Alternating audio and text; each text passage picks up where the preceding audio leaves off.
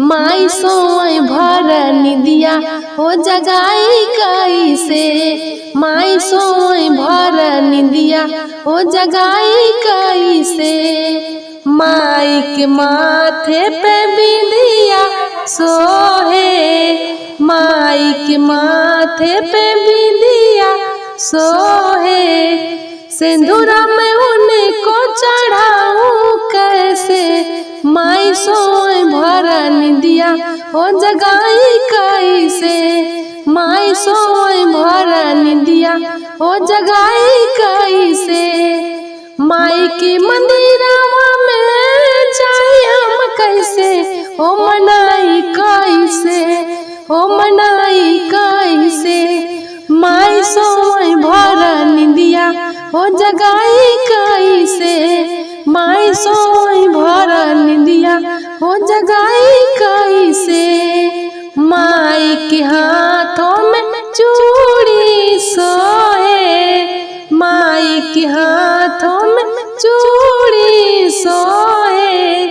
मेहंदी मैं उनको लगाऊं कैसे। माई सोई भर निदिया हो जगाई कैसे। माई सोई भर निदिया हे जगाई कैसे। माई के मंदिरवा में जाई हम कैसे। हो मनाई कैसे। हो मनाई कैसे। माई सोई भर निदिया हे जगाई कैसे। माई सोई भर निदिया हे जगाई कैसे।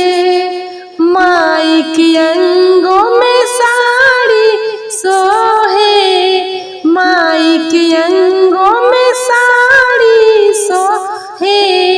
चुनरी में उनको ओढ़ाऊं कैसे। माई सोई भर निदिया हो जगाई कैसे। माई सोई भर निदिया हे जगाई कैसे।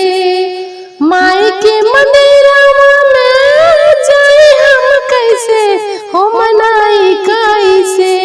हो मनाई कैसे। माई सोई भर निदिया हो जगाई कैसे। माई सोई भर निदिया हे जगाई कैसे। माई के पैरों में पायल सोहे। माई के पैरों में पायल सोहे। महावर में